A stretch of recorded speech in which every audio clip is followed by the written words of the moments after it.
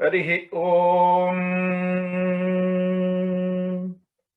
Gananam Tva Ganapati Gumhavamahe Kavim Kavinam Upamashravasthamam Jyeshtarajam Brahmanam Brahmanaspatha Anashyanvannodibhisseeda sadhanam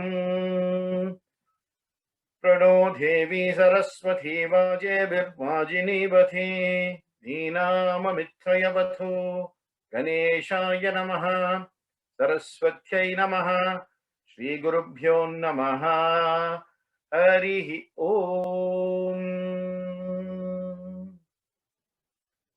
Jnananandamayo Devam Nirmalarspatikatrudhim Adharam Sarva Vidyanam Hayagreevamupasmahe Yasyadvarada Vakradhyaya Parishatya Parashatham Vignam Nignamti Satatam Vishvashremam Tamashraye Gurur Brahma Gurur Vishnu Gurur Devo Maheshwaraha Gurur Sakshat Parabrahma Tasmai Shri Gurave Namaha Gurave Sarvalokanam Visaje Bhavaruginaha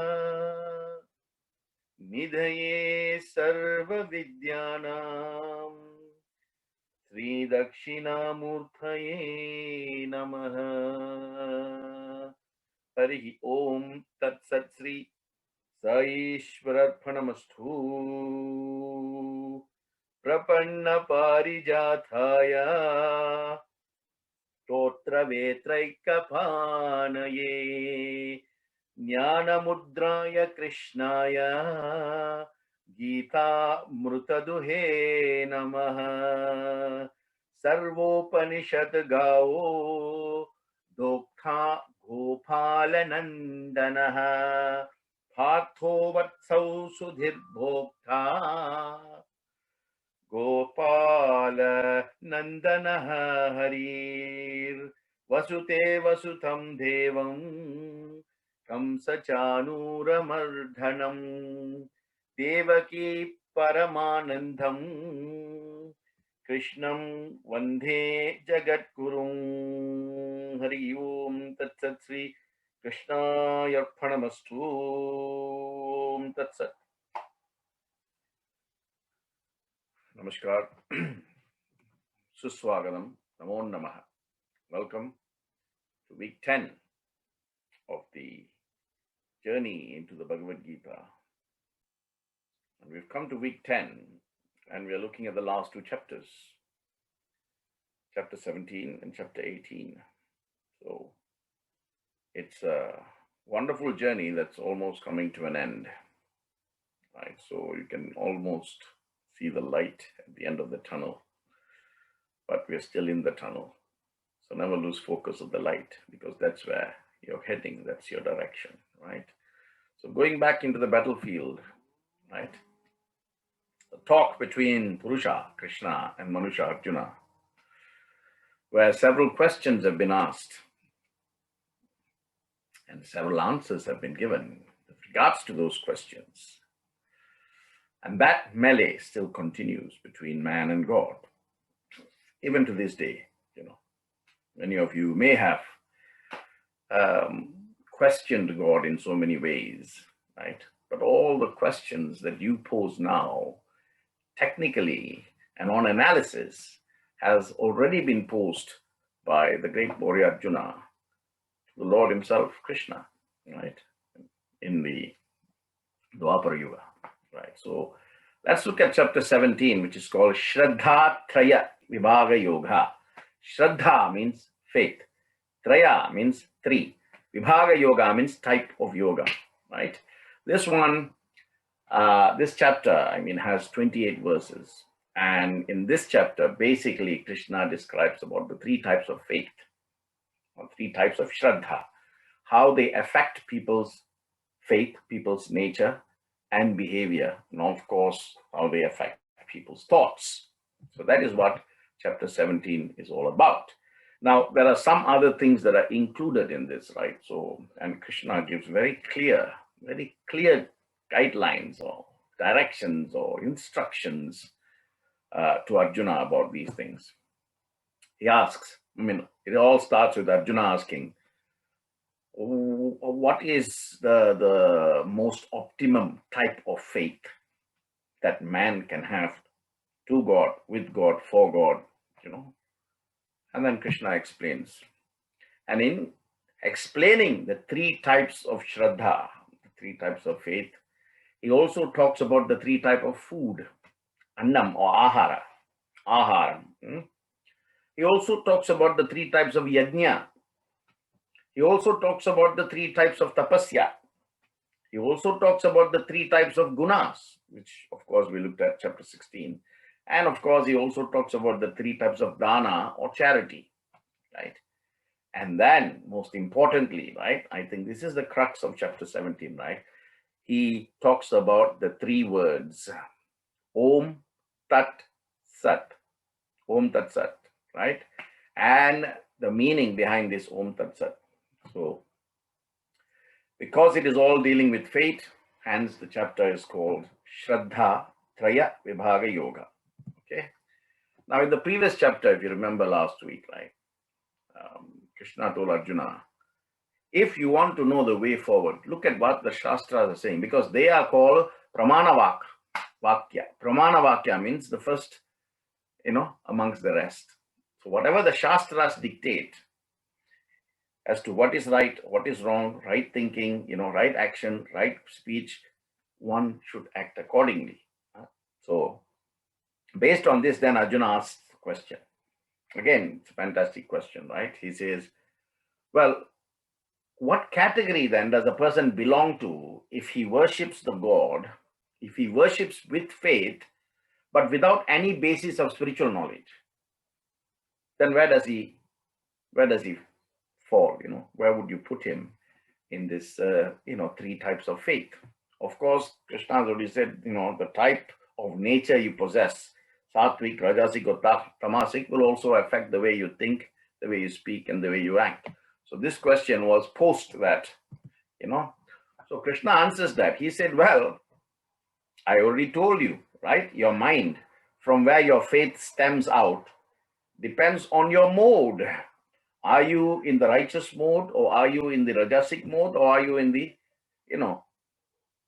tamasic mode? Sattvic, rajasic, or tamasic. That will tell you whether you're ignorant, or whether you're attached to the materialistic world, rajasic, or whether you are sattvic, going in the path of knowledge, which is it. The ignorant person's faith will depend upon his nature, since he has no spiritual knowledge, and therefore he is not interested in that, right? But even that person, here's Krishna is telling, right? Even that person, by observing what others are doing, and he begins to do, and in doing so develops faith slowly but surely and gradually, then he too can elevate himself from one level of mode to another level of mode, and then finally rise. However, it is far more easier for a person who's already in that sattvic band or sattvic category, right? Because a man or a person with the spiritual teaching will invariably, right, evolve from a sattvic level to a higher level. Then Arjuna says, okay, can you explain further? Krishna says, okay, I will tell you there are three types of faith. Shraddha Traya. And he says, well, depends on what you worship, what you think, what you speak, what you do, right? And of course, your outlook of life. All this will tell you where your faith lies. And then Arjuna thinks, and he says, okay, I have faith in you. Does that mean that because of the depth of my faith, I need not do anything else? So if as you say that I'm already on the sattvic path and I've got Deva Sampatti Yoga and I don't have Asuric gunas, like my cousins on the other side, does that mean I need not do anything else? Or, I am not very clear about this. So can you explain? And Krishna says, yes, I can explain, right? And he does explain by talking about the different, the three types of faith, three types of food. And he says, all this, listen, and it's going to make a difference to how you categorize faith, because faith does not exist without the other elements that make faith complete. So he says, yes, but before I do that, I have to tell you about Om Tat Sat. So he also he also trains Arjuna on the meaning of that mantra Om Tat Sat. So Arjuna says, Om Tat Sat, what is that? Then he says, when Brahma created the world, the first three words that he chanted was Om Tat Sat, right? So be it from the thought, Om Tat Sat. That is how it was, that is how it is, this is how it will be. Om Tat Sat, the truth. So the word Sat, Om, Akara, Ukara, Makara. If you look at the Narayana Upanishad, it comes Akara, Ukara, Makara, past, present, future, Brahma, Vishnu, Shiva, three modes of goodness, three times, three Kala, three Yajna. All that is represented by Om. Then, of course, Tat is that. Tat Savitur Varenyam. The word Tat means that which is. And of course, Sat means many things. Of course, Sat means truth, right? The very basis of existence. Apart from that, it also means sattvic, good action, steadfastness, sattvic, what you offer to the Lord as a pure offering. So the word Sat has many things, but of course, the most important meaning of the word Sat from Krishna to Arjuna, he said, was truth. That which is the truth will always be the truth, whether it is the past, present, or future. So Om, past, present, future, that truth. The truth never changes, right? That is why in most mantras, or most pujas, or most yajnas, they always start with Om, Hari Om, Tat Sat, Sri Krishna Pranamastu, Sri Narayana Pranamastu, Sri Durga Devi Namas, like that you start with Om Tat Sat. The very utterance of this mantra will sanctify all scriptural actions and spiritual actions and make it sattvic from whatever level of energy it is, right? Then he starts from his faith. He says, okay, I'm going to now talk to you about 5 or 6 different types of elements that make up the faith, Shraddha. So he says, Shraddha is connected to a person's mode of being. And I explained to you, Arjuna, that the mode of being of a person is of 3 types. 1 is sattvic, 2 is rajasic, 3 is tamasic.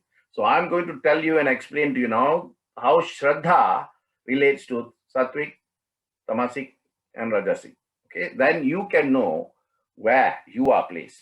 And that is for everybody to know, right? What he told Arjuna, today we can use the same yardstick of measure to measure our own level of faith. I'll come back to faith, when I do the acronyms, right? Because it's a fantastic tool to see how much of faith you have, right? In everything, let alone God, right? So he said, if you have Shraddha, if you have faith, then you worship the gods and the goddesses, right? In order to elevate yourself. That means your faith falls in the Shraddha or in the sattvic category. If you are into the worship of yakshas or rakshasas or other types of energy, then your faith falls into the rajasic category. And this is Krishna telling Arjuna, right? And look how very relevant it is today in terms of everything that is out there.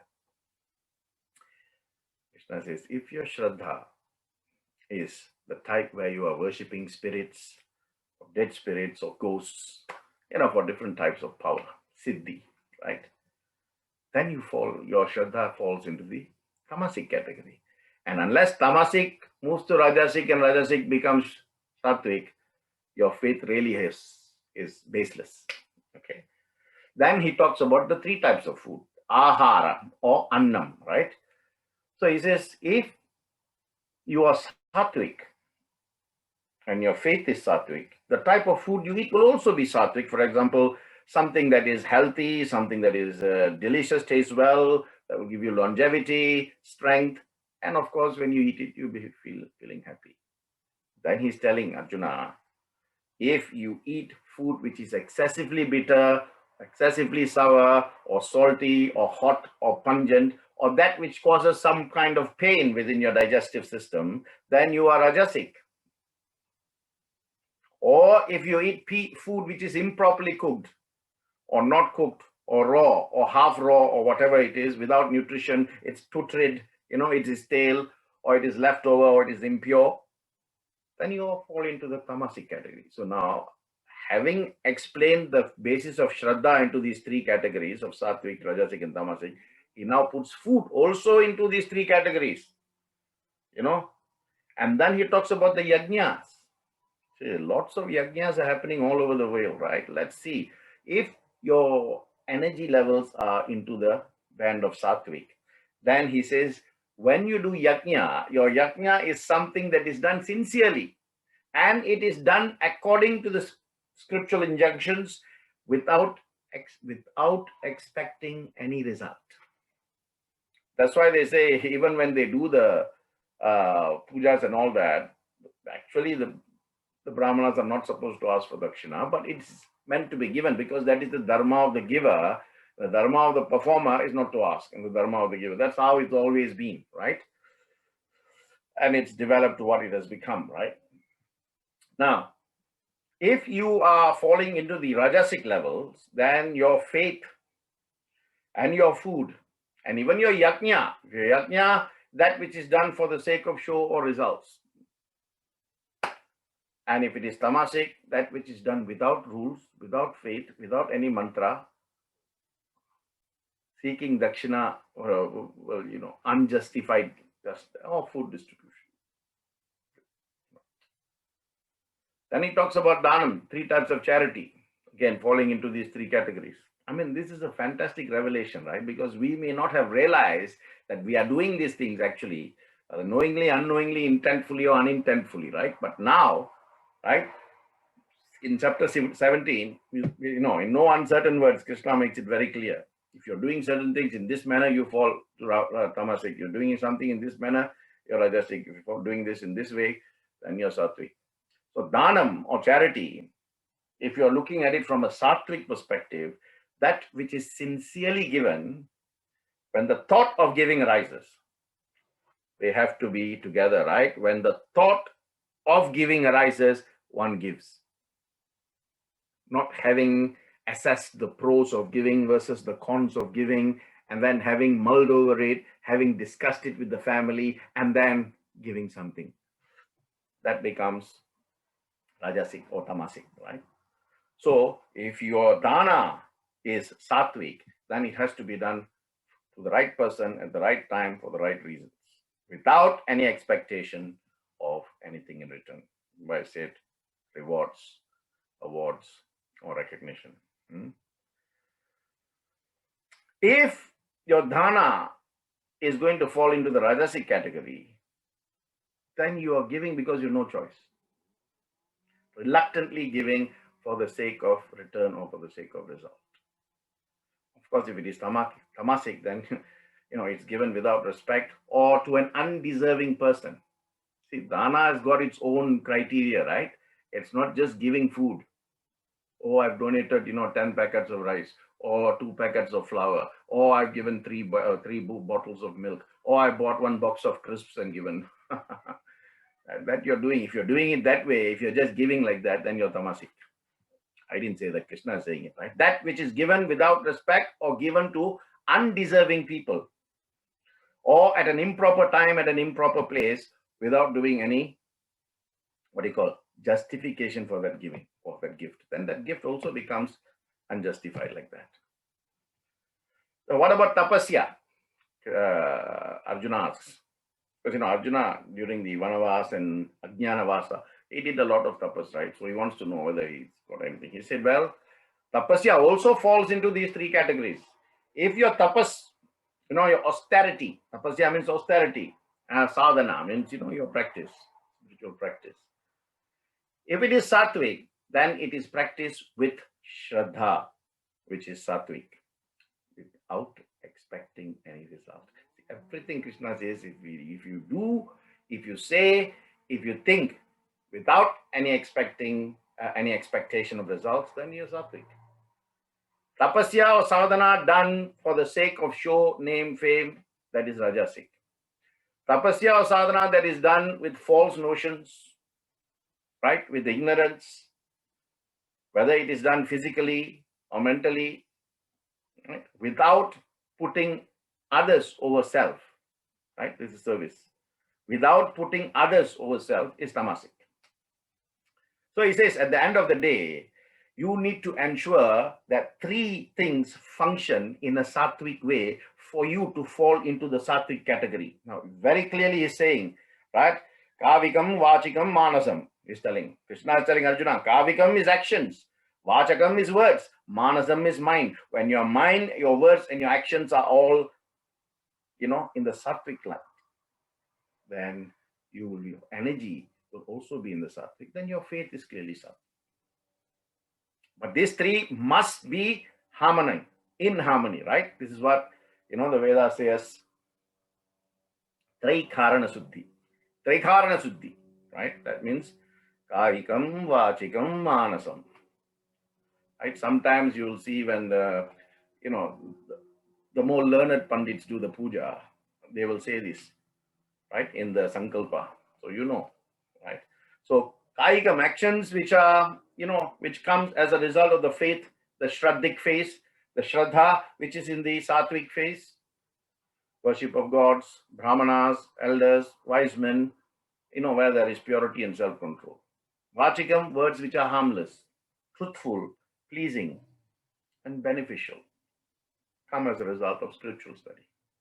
And of course, Manasa means tranquility, gentleness, control of the mind. When you have mind control, you have word control, you have action control. And that leads to purity of heart. Okay, so that was the sum total of chapter 17. And Arjuna asks Lord Krishna whether, okay, I understand what you're saying, but all those with faith, but who defy the laws of the scriptures, even though they worship with faith, then what is their... He says, well, I've just explained to you. Then, even though they were sattvic, they fall into the rajasic. He says, oh, so you can go from, bottom to top, and you can also come from top to bottom. He said, that is life. Krishna says, that is the life and that is the test. Just because you are the top of the class doesn't mean you've got that title for life. The exams will come every 3 months or 6 months or 1 year once. Every year for the exam, you've got to be a topper. Then yes, but a topper today may be last in the class, right? So you have to think, you have to have faith, and all beings have faith, and their faith varies according to their nature. Their nature is either sattvic, rajasic, or tamasic. It is very, very clear what he says, This is men of sattvic, they worship differently. Men of the rajasic, they worship differently. Men of tamasic quality, they worship differently. So you are godly, or you're in the middle, or you're ungodly, right? Then he talks about the 3 types of food I explained to you, right? Well, even that falls into rajasic, tamasic, sattvic. Then he talks about the duties. So dharma paripalanaha. He says even that, the mundane qualities of tamasic, rajasic, and the pure quality of sattvic is also relevant there. And of course, if you do anything without faith in God, then you are not going to go from ahaguna to satguna, from satguna to nirguna, right? So he says, pure faith, Arjuna, Shraddha is the keynote of all scriptures, the basis. Because only when you have faith will devotion develop, will devotion grow, right? Devotion promotes faith. Faith enhances belief. Belief makes you relate to God. So there's even charity. If you just want to show people that you are giving and you're doing something. It's not good. One who gives hundreds of thousands in charity, right, may not get any benefit in return. But one who gives sincerely to someone out there without food, that means you buy food and give, you don't throw money and go. Or without clothes, you buy clothes and go, give and go. Buy a cloth or something, give and go. Or three types of dana: annadana, vastradana, and vidyadana. Right? Annadana is giving food. Vastradana is giving clothes. And vidyadana is giving education or knowledge. That means, you buy, school things and give to children who are poor or cannot afford it, that sort of thing. Three types of dana every single living being must do in this world. Right? So, what's the acronym for chapter 17? When you look in the mirror, what must you see? You must see your own face. F-A-C-E. And the more clearly you see the face, you will see the faith behind the face. That faith must obviously belong to one of the three categories that I've been talking about. So how do you realize which category of faith you belong to? So faith, F-A-C-E, right? Face is the acronym. F is for faith, A is for austerities, C is for charity, and E is the enjoyer of everything. So when you look at your face, remember this: faith, austerity, charity, and who is the enjoyer of everything, right? See, in chapter 16, Krishna very clearly laid out the 26 characteristics, right, of Deva Asura. The difference between Deva Sampat and Asura Sampat, right? The qualities that define godly or divine and beastly or demonic. Day-to-day experience, however, right, we all have many faces, F-A-C-E-S, faces, and are not necessarily one, i.e. divine, or the other, demonic, right? What I'm saying is we have different faces for different things that we experience. Sometimes we have a divine face, sometimes we have a demonic face, and these interchange, right? The idea is to convert that interchangeability to non-changeability so that they make it nitya, permanent, from a state of anitya, which is impermanent, right? Life is generally not black and white. So you cannot just say this is this, that is that, and the other is the other, right? Sometimes there are different colors of shades of gray, as they say, right? Different shades of gray. The faces that we present on a daily basis reveal something about our faith, reveal something about our thoughts, reveal something about our words, and definitely reveal something about our actions, right? For example, the things we trust, the things we believe, and the things that we place faith upon, right? So chapter 17 really is a description of how a person's affiliation to a particular mode of being, i.e. Rajasic, Tamasic, or Sattvic, determines the type of faith they have. Okay, so let's look at F, faith. The first few verses relate to faith. I told you there are 28 verses, right? So up to, I think, chapter 17, verse 1 to 7 actually talks about faith, right? Now, we often think, or we assume, or we presume that people of a religious calling, all religious people are often referred to as people of faith. The reality is everybody has faith, whether you are a believer of God or whether you're a non-believer of God. Let me explain that, right? Because we all put faith in everything, isn't it? When you put your key in the ignition of your car, you have faith that the car will start. When you drive onto the road, you have faith that the traffic lights are working. When you go to the bank to bank, whatever it is, you have faith that the bank is a reliable bank and that your money is protected. So my point is, without faith, nothing can function in the world. So don't categorize faith as exclusive to religion. It is the least relevant to religion.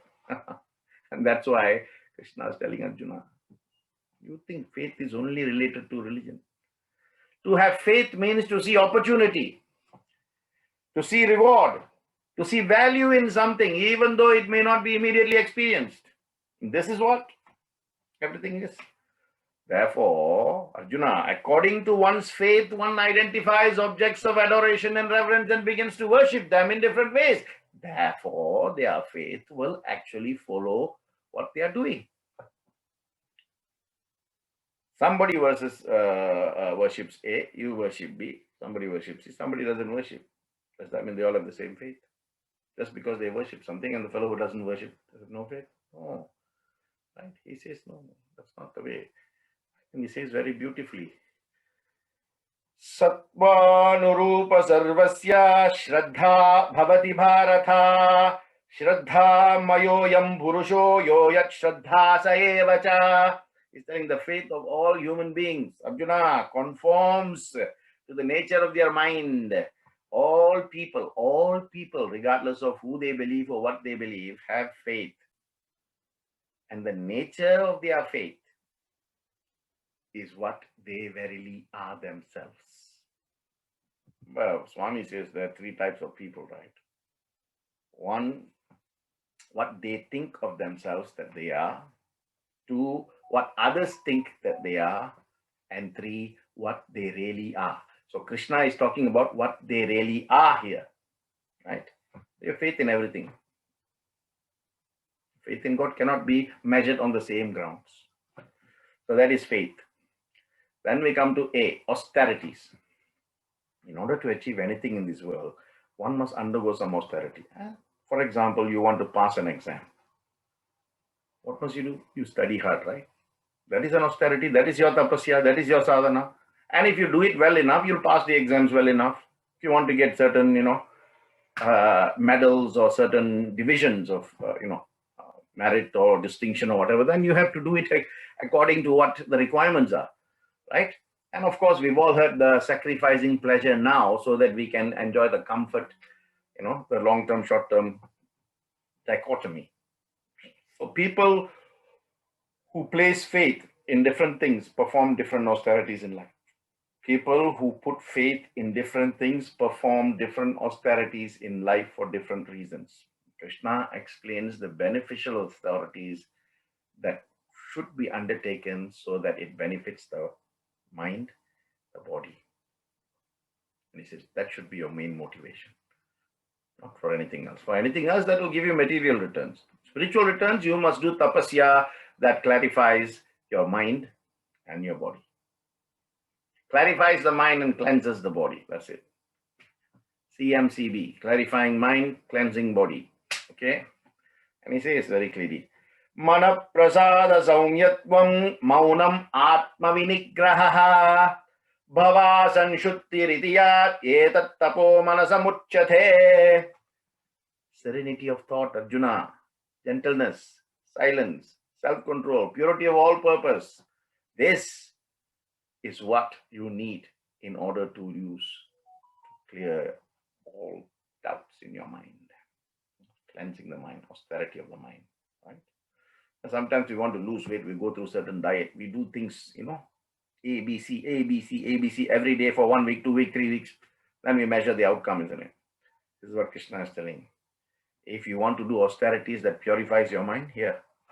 Mana prasada saumyatvam, maunam, silence, atma vinigraha, gentleness, silence of thought, serenity of thought. This is what will bring calm all the time. So FA.C is charity. The innate quality of the purpose of your life is to serve. Service. And so some of us have a bigger or a broader charitable disposition than others, because we realize that it's in serving, that we can reach God.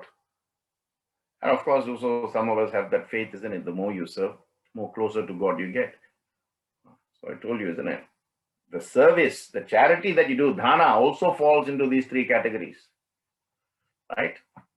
So Krishna discusses the three different types of charity I told you. One, when it falls into the sattvic category, when it falls into the rajasic category, and when it falls into the tamasic category. Datavyam iti yadhanam diyate nupakarine deshakare cha patre cha tatdhanam sattvikam smritham. He says charity given to a worthy cause, to a worthy person, at a worthy time, without consideration of anything in return. That and only that reaches me, and that and only that falls into the sattvic category. Sattvikam smritham, others falls into the other two categories, right? Why? Because I am E. Krishna says E, F-A-C-E.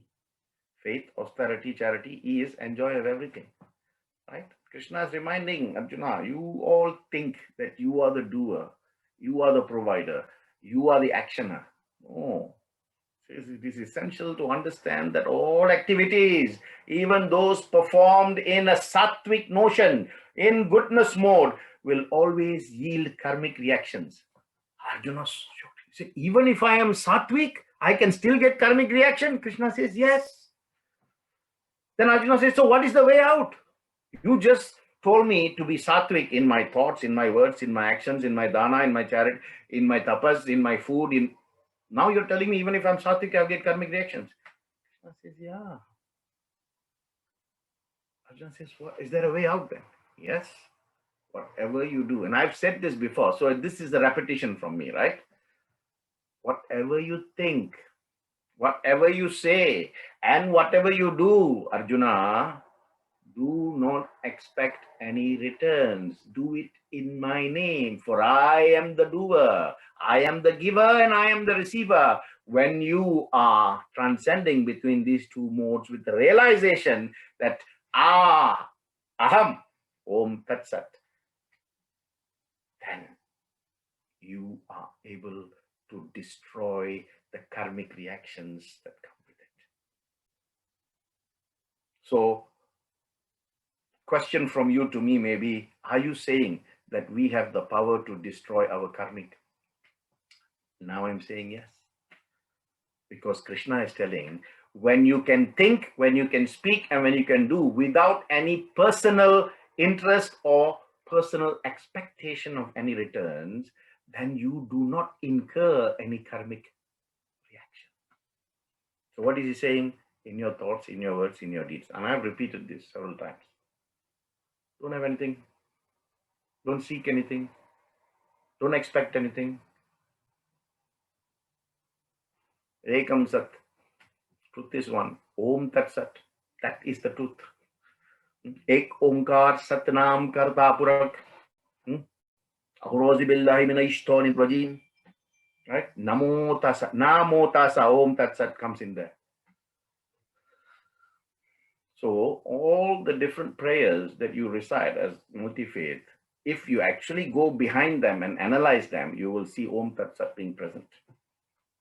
That is the transcendental quality of what Krishna is telling. I am the enjoyer of everything. Right? So he says, Om Tat Sat iti nirdesho brahmanastrai vidasmritaha brahmanastena vedascha yajnascha vihita puraha.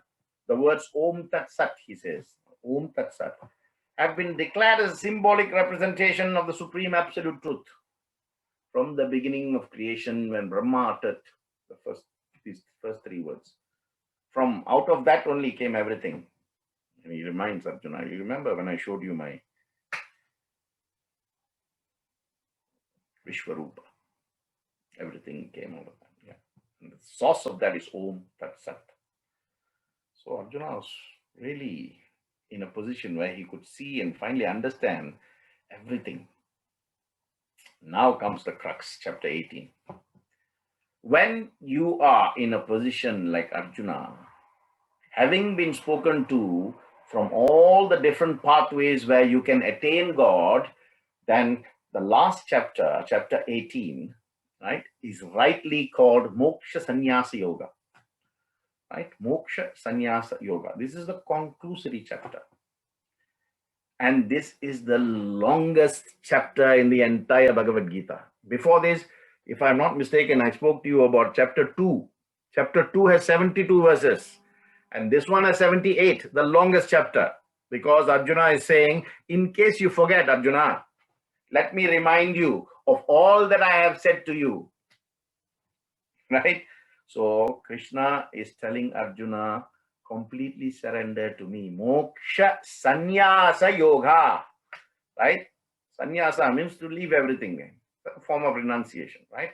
So if you want the English translation, moksha sannyasa yoga means the perfection of renunciation.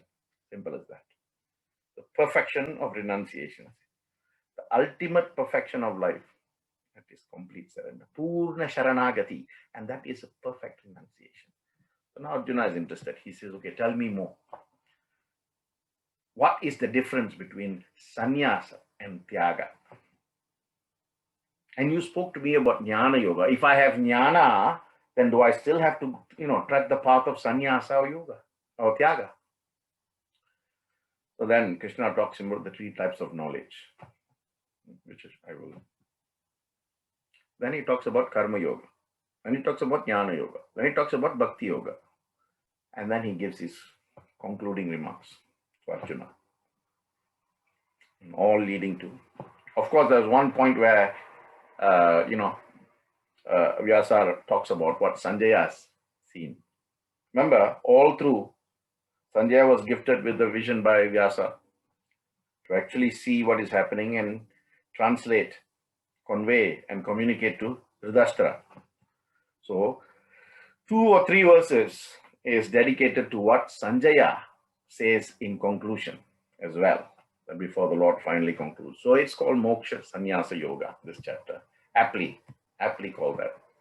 So Lord Krishna actually spoke about self-knowledge in a few chapters, right? At least we've seen in 13, 14, 15, and 16, he spoke about some aspects of Jnana Yoga, self-knowledge, right? Then I think 16 is the modes, Sattvic, Rajasic, and Tamasic. 17, also today I've connected the different types of faith, food, dana, charity, austerity, everything to these 3 modes, right? Then 18 is telling Arjuna, I have told you everything that a person needs to know in order to be completely clear, crystal clear in their mind about life, purpose, dharma, dhana, tapas, sadhana, and paripalana. It's for you to choose. So Arjuna starts by saying, before I do that, can you explain the distinction between sannyasa and tyaga? And Krishna says, okay, no problem, I will do it. And he goes back to his teachings. You desire to know the difference or the nature between sannyasa and tyaga? Krishna says, yeah. What's the difference? Krishna says, I do not see a distinction between sannyasa and tyaga so long as the end result is the same, whether you choose sannyasa or you choose tyaga. Tyaga is sacrifice, sannyasa is renunciation. So in a sense, they are more or less the same. But I am not interested in the path. I am interested in where that path leads you. If you reach there through the path of sannyasa or through the path of tyaga, then what difference does it make? It's okay, now I understand, right? Then he talks about renunciation. He goes further, he goes deeper into renunciation. And he says, as I have told you about Rajasic, Tamasic, and Sattvic for all other things, let me also talk to you about sannyasa and tyaga from these 3 different levels. Wow. So then Krishna goes on to talk about renunciation, right? Sannyasa. In fact, he says, when you renounce everything, it's sattvic renunciation. It's actually karma yoga. You actually become a karma yogi because you renounce everything in life. But you get jnana only when you renounce the results of the actions, not the actions. Do you understand? You only get the jnana or self-knowledge as a karma yogi when you give up all the fruits of the action, the benefits of your actions, the results of your actions. You can still do them. You can still do them, but detach yourself from the results, benefits, then yes, you are not affected by the consequences. You do, because that is your dharma to do. And he says, you want to know how to get jnana, right? Next. Because now Krishna is already telling what Arjuna's question is going to be next. You see that level of, comradeship they have. Let me tell you, let me give you a gist of Jnana Yoga. Krishna says 5 factors are involved in every action that leads to a person's jnana becoming developed. 5. The body, the prana, the breathing, the mind with the sense organs, the ego, and the presiding divinity within all. In short, he says this is what I call the Chaturkoshas. Chaturkoshas subsequently became developed as Panchakoshas, So let me explain. The Chaturkoshas did not, when it started, it did not include Annamaya Kosha, which is the first kosha. It had Pranamaya Kosha, second kosha, Manonmaya Kosha, third kosha, Vijnanamaya Kosha, and finally Anandamaya Kosha. These are the things that Krishna is telling Arjuna. Then how did Annamaya Kosha come? This I am telling you, this is my analysis, right? Annamaya, Annam is food you eat, isn't it? Now, earlier in chapter 17, I told you, Anna, also the type of food you eat also falls into Sattvic, Rajasic, Tamasic category. What you like, what your favorite, all of that. And Swami has said, you are what you eat. Your mind becomes a reflection of what aharam or what annam you put inside. So, the second kosha is pranamaya kosha, breathing, right? What happens when you have a heavy meal? What happens? You have difficulty breathing. If you have difficulty breathing, then the third kosha, which is the Manonmaya kosha, becomes restless. If the first, second, third koshas are not operating or vibrating at the right level, forget about the Vijnanamaya kosha and completely forget about Anandamaya kosha. Because then you cannot relate to the immutable reality. No more. So the Annamaya kosha was developed so that it can contribute to your Pranamaya kosha becoming alive. Only when Anna, food, and Prana, breathing is right, then Mano can work properly. When Mano works properly, then Vijnana can start to work and connect to Ananda. Fantastic science. Right? So he says, be wise in what you do, because being wise is what will contribute to jnana growing. If you do silly things because that is a desire that you cannot control, then you will have to face the consequences. Because remember, I said to you about karma, only when you release yourself from the results, the benefits, then you are dealing with karma in the right way. Otherwise, you're not. So then, slightly diverting, Krishna talks to Arjuna about the 6 factors necessary for a transaction to take place. Right? A transaction means any actions, right? It's called vyavahara. Vyavahara means transaction, right? He says 6 things you need, Arjuna. Knower, knowledge, and the known. 3 things. Then doer, action, and the instrument of action. 6. Right? Knower, knowledge, known. Doer, action, and the instrument of action. 6. Of these 6, you see, he gives you 6, then he summarizes it to 3. Krishna says, of these 6, just take KAD, knowledge, action, and doer. Then you might be able to jump from tamasic to rajasic and rajasic to sattvic. Knowledge, action, and doer. First gain the knowledge, then engage in the act, then realize that you are not the doer. When you know you are not the doer, then you cannot expect fruits for an action which you know you have not done. See how brilliantly, how intelligently Krishna is putting it to Arjuna. Then he says, even sukha, your happiness is of 3 types, Arjuna. It can be tamasic, it can be rajasic, or it can be sattvic, right? So this is actually, what he is doing is entire, this is a summary. Sometimes when we give a lecture, we have to give a summary, a closure. Likewise. So this is Arjuna getting us entire summary in chapter 18, right? Because Krishna talks about all the 4 yogas again: Karma Yoga, Jnana Yoga, Dhyana Yoga, and Bhakti Yoga. All 4 yogas reminded again. So now Krishna is saying, listen to me, I am going to talk about sannyasa, jnana, karma, tyaga, kartha, bhokta, bhakti, everything from rajasic, tamasic or sattvic way. So he starts with sannyasa. He says sannyasa, basically, if you are sattvic, you are completely renouncing all the results of your nitya karmas. Nitya karmas means your ordinary actions, your day-to-day actions, right? Whether it is for work, for personal, for pleasure, whatever it is.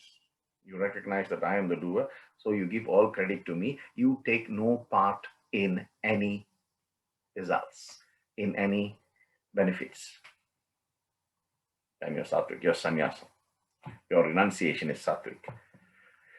If you are renouncing because of fear of bodily strain, then you're rajasic. Your sannyasa, your renunciation is rajasic. If you are renouncing because you are ignorant of the values, then your tamasa, your sannyasa is, your renunciation is tamasic. So if you renounce in a tamasic level, everything that accrues from that point also becomes tamasic. If you renounce at a rajasic level, everything that accrues also becomes rajasic. If you renounce at a sattvic level, then everything that accrues also becomes sattvic. And that is the basis of jnana. When you have jnana or knowledge, if it is sattvic, it is that by which one sees the undivided self in everything, one and all. Ekam sat, like that. Manusha, ek hi hai, like that. Rajasic means you put importance to yourself more than the others. Then your jnanam is rajasic in nature. Tamasic means you take the body as the self and you give the mind secondary importance. Then your jnana is completely tamasic, in the mode of ignorance. Rajasic in the mode of passion. Sattvic in the mode of goodness. GPI. Goodness, passion, ignorance. Right? Karma can also be sattvic, rajasic, and tamasic. Duty performed without any attachment or expectations. Nitsanga, no attachment, no expectation. Then your karma, your actions are sattvic. Karma karya must be based on jnana kanda, knowledge based. If your actions are done with egoism and for the sake of results, then your actions are rajasic. If it is done indiscriminately, without considering any consequences, then your actions are tamasic. And Arjuna, so what about the doer? Is the doer also classified in these 3 categories? Krishna says, yes, of course. If you are a karta, that means karta, right? Karta means doer. If you are a doer, Arjuna, you can also fall into sattvic, rajasic, or tamasic. For example, if you are detached and you do everything, with perseverance, with enthusiasm, and you are calm in the face of success or in the face of defeat, then you become a karta who falls into a doer who's in the sattvic category. If you are doing things because you are attached, because you are greedy, because you have desire, or it is harmful, or it is subject to elation, happiness, and subject to depression, then you are rajasic. You are a doer who falls into the rajasic category. Now, what about the tamasic? Is one who is undisciplined, doing anything or everything in an undisciplined way, uncultured, arrogant, harmful, dull, procrastinating. Any one of these, then you are what we call tamasic doer, tamasic kartakar. What about buddhi? Buddhi also can be sattvic, rajasic, or tamasic. right? When you know the difference between dharma and adharma, right and wrong, and you can distinguish between bondage and liberation, then your buddhi is in the sattvic, vibrating in the sattvic level. When you do things without exercising discretion, remember the first week I started introduction, I spoke to you about the 5 horses and the reins from the horses that is held in Krishna's hands. And I said to you that represents discrimination. And Krishna represents intellect. So if the intellect does not have exercise discrimination to control the 5 horses, which are your 5 senses, this is Rajasic. And Tamasic, you don't know difference between dharma, adharma. You are perverse in your approach to dharma and adharma. Then your buddhi is in the tamasic band. What about dhriti? Dhriti is willpower. That which sustains you in the belief that God will help you all the time, then your willpower is vibrating in the sattvic level. That which pursues dharma, artha, kama or moksha for specific benefits, then your dhriti, your willpower is vibrating in the rajasic level. And if you do not give up on basic, things that put you in the passionate mode and the ignorance mode, like sleep, fear, grief, overindulgence, all of that, then your dhriti, your willpower is vibrating in the tamasic level. 3 types of happiness. Sukham, right? 3 types of dukham as well, I will add, right? Sukham, that which is like poison in the beginning, but becomes a nectar in the end. And that conversion from poison to nectar comes when you have jnana, self-knowledge. In Rajasic, right, the one that I just said is sattvic. In Rajasic, it is nectar in the beginning and becomes poison in the end. That is born because of sensual connection or attachment. Tamasic is that which deludes the mind from discriminating what is this in the beginning, what is it in the middle, what is it in the end. Yeah? This is born out of indolence and negligence. Then your sukham is vibrating in the tamasic level. Right? Now Krishna is talking about how people can fall into these 3 modes depends on what they are supposed to do. And he actually talks about the varnas. So I want you all to listen very carefully. Krishna actually talks about the 4 varnas, the brahmanas, the kshatriyas, the vaisas, and the shudras. Right? And if you read the Purusha Shuktam, this is also mentioned. Brahmano sya mukamasit bahurajanyakritah, like that, it explains the 4 varnas. The 4 varnas are prescribed in the scriptures based on their nature, based on karma yoga, based on what that person is doing. You may be a dental surgeon, I may be a lawyer, someone else may be an accountant, another person may be an engineer, another person may be sweeping the roads, another person may be emptying rubbish bins, another person may be a clerk. These are all different things that we do. If you take the things that we do, then you see human beings. You don't assess or grade that human being on the basis of what they do. Now, that is the basis of these varna ashramas. But of course, over the years, over years and decades and centuries of misinterpretation, what has happened? Politicians have used it to their own, ideal and to their own edge, and it has now completely become that. Right? So there are, hundreds of people can work for an organization. They are all called employees. There is one employer.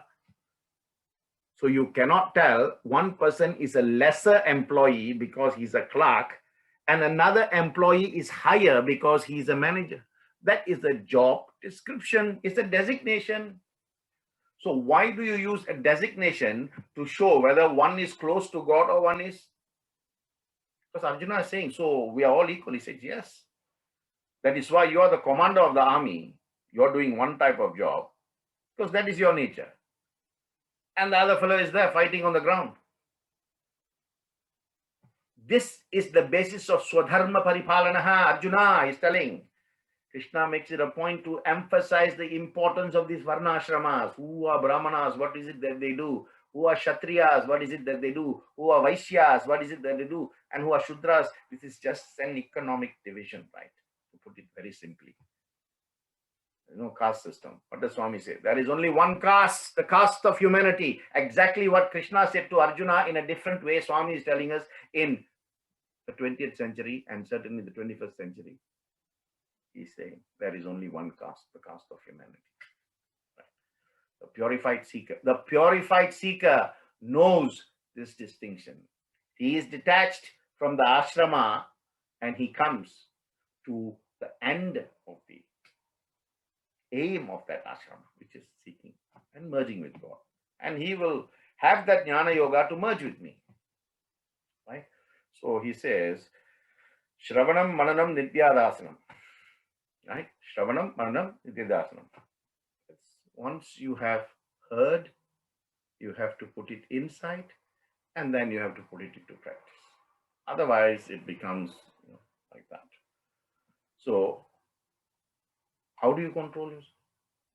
Well, if you want to control yourself, you have to restrain your organs, sense organs. How do you restrain your sense organs? You have to give up, you have to restrain your thoughts. Restrain your thoughts, restrain your words, then of course you can restrain your actions. You cannot do one without doing the other, right? The three things work together, right? So firmly be established in the knowledge of what you need to do, what you need to transcend in order to come to me. If you get stuck in all these basic concepts, then your journey is going to take another lifetime. Punarjanmaha. That's what I said to you in Bhajagovindam. Punarapi jananam, punarapi maranam. Yeah, like that. So here, now he talks about, he's spoken about Jnana Yoga, then he talks about Karma Yoga, constantly remembering the Lord in doing whatever is it that you're doing. Not in vain, but whatever is it you're doing, you're dedicating it to me. Because I am the doer. You're not the doer. Right? Everything that is happening in the world happens because I have willed it. Again, Krishna is telling Arjuna, right? Then he looks at Arjuna and he says, is your confusion gone, Arjuna? Arjuna says, yes, my Lord, it's gone. Then why do you not look like a person who has been relieved of all these doubts? So before Arjuna could speak, because of his affection for Arjuna, I was telling him, Arjuna, remember one thing that I said to you, right? Fix your mind on me and only me. Become my devotee. Become my most prominent devotee. Pradhana Bhakta. Be my worshipper. Surrender to me. And only then there is a connection between us. And you will reach me once you do that. This I promise you. Right? And this is why he says, Yoga Kshemam Mahamyaham. I will look after your needs once you surrender to me. Right? So, 4 things you need to remember, right? And this is my submission, right? Duty, discipline, desire, devotion. 4 Ds. Duty, discipline, desire, devotion. If you don't inculcate discipline by doing your duty, then you will have desires that will get in the way of the devotion. And Krishna says, now, Arjuna, I've told you this, right? Whoever you go and tell all this to, right? One who imparts, and I'm not just saying this, right? Verse 68 actually says, one who imparts this knowledge and one who receives the wisdom, having listened to it by practice, not just listening to it, put it into practice, right? Will come to me. So the giver will get some phalan or fruit. Phalam, phal. The receiver, the listener, will also get some phalan so long as he puts it into practice, right? And Arjuna asks another question. What about those who simply hear, but they have faith in what they hear? He says, then as long as they are not moving away from the faith, and that faith can also make them attain me, but their journey is slightly longer, right? Then he asks Arjuna again, is your delusion gone? Is your despondency cleared? Arjuna gratefully acknowledges and he says, I am so clear now that I know what I am supposed to do. Then the last part is where Sanjaya is in Hastinapur, and he's talking to Dhritarashtra, the king in his palace, right? Because Dhritarashtra is blind, so Sanjaya was given the divine thing to see what is happening there. Now Sanjaya says, "Oh my God, what a great privilege it has been for me to hear the grand words of the Grand Master to the Grand Archer." Right? He says this is one glorious conversation between the Lord and man. Right? The dialogues was simply, mesmerizing. Take you from one level of non-knowledge to another level of complete knowledge, provided you have taken them in a sattvic energy. Right? Sanjay remembers the whole dialogue. He says, "Oh King, Maharaj, I remember everything, and I remember it with such clarity, even the cosmic vision." I'm thrilled. And he says, "What I can say to you is only one thing." He says, "Yatra Yogeshwaro Krishna, Yatra Bharto Danuddaraha, Tatra Shir Vijayo Bhuthir, Dhruva Nitit Matit Mamaha." He's saying, "Oh, what? Wherever there is Sri Krishna, Yatra Yogeshwaro Krishna, Yatra Partho Danuddaraha, and wherever there is Arjuna, the supreme archer, Tatra, there, Shri Vijayo Bhuti Dhruva. There will certainly be unending opulence, victory, prosperity, and righteousness. Nitit Matit Mamaha." He said, "Don't have to be worried about this. This is absolutely certain. Nitir Matir Mamaha. Yatra Yogeshwaro Krishna, Yatra Partho Danuddaraha, Tatra Shit Vijayo Bhutir, Dhruva Nitit Matit Mamaha." So you can see as I'm saying that I'm smiling because the acronym is SMILE, S-M-I-L-E. S-M-I-L-E, smile. Throughout your life, smile. Smile when you're happy. Smile when you're sad. Smile when you're depressed. Smile when you're joyful. Smile, smile, smile. So what is M? Oh, sorry, what is S? S is Bhakti Yoga.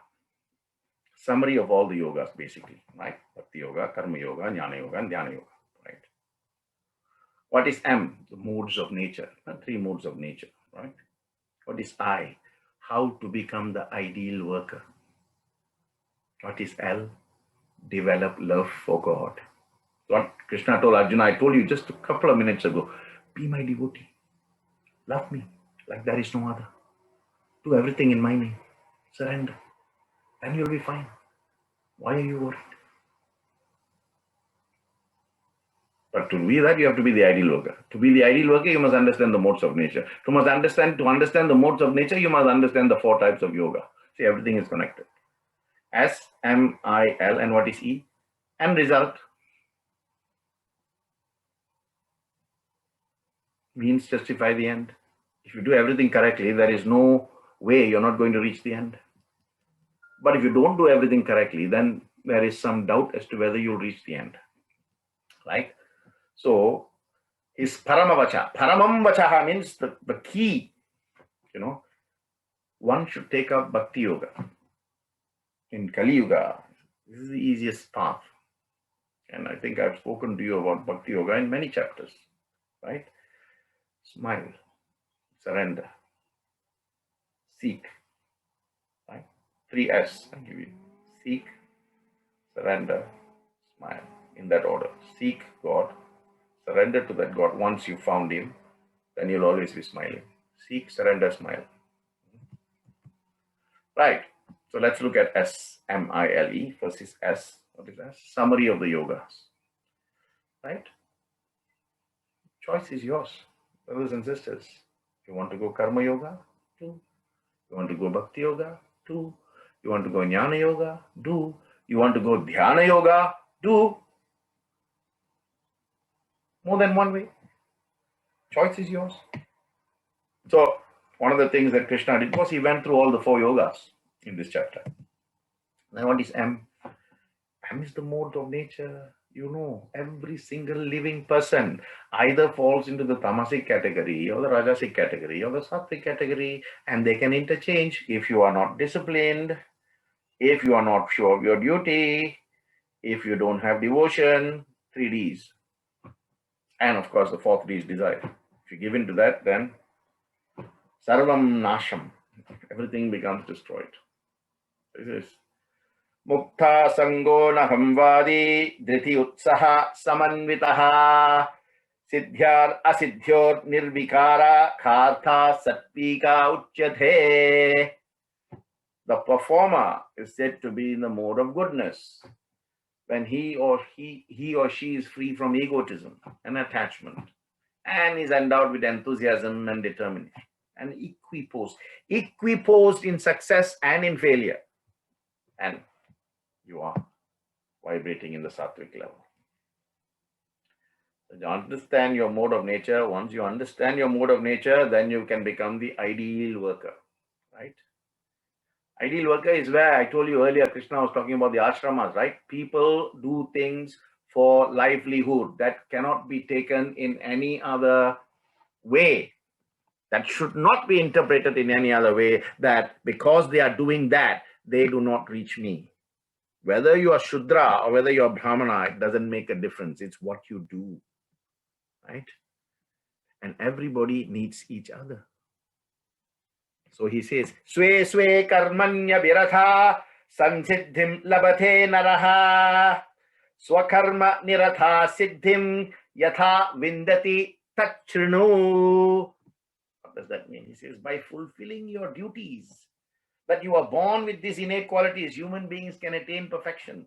So a Sudra who keeps doing his duty with such devotion will attain me. So to a Brahmana that performs the puja without any expectation of any results, he too will reach me.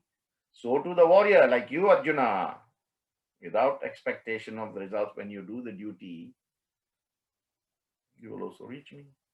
So to the businessman who does ethical business, does his business on moral grounds and does not cheat, does not lie, and does not make, undue profit, he too will reach me. Each person doing what they do have the ability to take good karma or to take bad karma. At the end of the day, who's to be blamed? Ideal worker. So unless you're an ideal worker, you cannot have love for God. That's why Swami has said, duty is devotion, work is worship. You always have the chance to serve me by doing what you're supposed to do. You always have the chance to worship me by carrying out your work properly, doing your work with right conscience, right conduct, for the right reasons, not purely for the sake of returns or remuneration. And anyone who does work and dedicates that work to me, then of course, your actions reach me, your work reaches me, your duty reaches me. Of course, if it is dedicated to something else for want, then it doesn't reach me. Again, the choice is yours. Because the end result, see, knowledge and understanding of the Bhagavad Gita is depend upon each person's consciousness. Right? Almost 500 plus people registered for this course. The number of people who are watching has changed every week. But there are some people who watched every single session without fail. And every session we have more than 300 people. I am one person giving all the same information to those 500 people. Am I to think that all 500 will be liberated when I finish this course? Because I'm talking about end result. I'm talking about the end result now. Therefore, it is for you to understand that your knowledge becomes you when you realize the crux of the entire Gita. And the crux of the entire Gita, 3 things: thoughts, words, and actions. At the end of the day, everything boils down to these 3 things: thoughts, words, and actions. Thoughts: I don't want anything in return. I'm doing this for the love of God. Words: Everybody is a child of God. Everybody's God means something to them in the same way my God means to me. So why should I discriminate? So I treat everybody with unconditional love. No one gets something different, even on the face of adverse treatment. And thirdly, actions. Karma yogi, do everything and expect nothing.